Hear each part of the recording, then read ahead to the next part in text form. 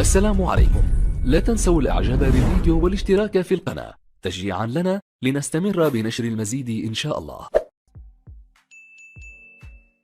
السلام عليكم ورحمة الله وبركاته. أهلا بكم مع موعد مباراة الزمالك القادمة مع إنبي في الدوري المصري الممتاز والقنوات الناقلة، وإليكم تفاصيل هذه المباراة ولكن بعد هذا الفاصل.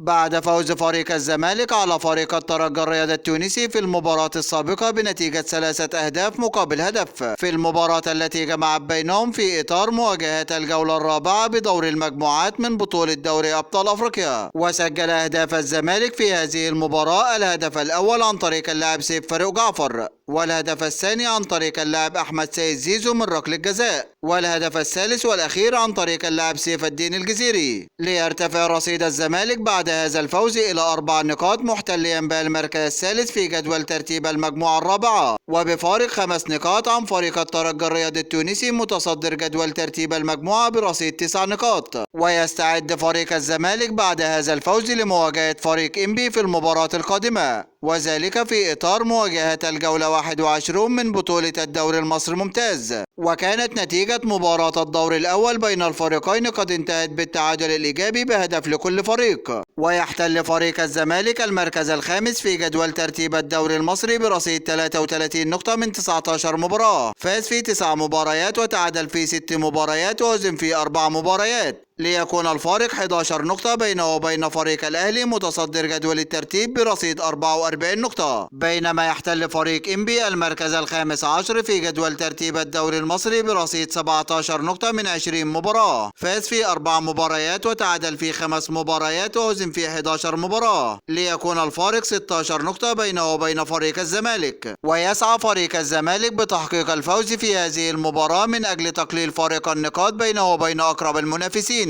وسوف تنطلق هذه المباراة يوم الأحد الموافق 12 مارس 2023 12/3/2023 في تمام الساعة 7 مساء بتوقيت مصر والسودان وليبيا، 8 مساء بتوقيت السعودية وقطر والعراق واليمن وسوريا، 9 مساء بتوقيت الإمارات وعمان، 6 مساء بتوقيت تونس والمغرب والجزائر. وسوف تقام هذه المباراة على ملعب استاد القاهرة الدولي، وسوف تنقل هذه المباراة عبر قناة اون تايم سبورت. هذا كل ما لدينا عن موعد المباراة، وانتظرونا في موعد مباريات قادمة بإذن الله تعالى، ولا تنسوا دعم الفيديو بلايك والاشتراك في القناة وتوقع نتيجة المباراة في التعليقات أسفل الفيديو. دمتم في أمان الله، والسلام عليكم ورحمة الله وبركاته.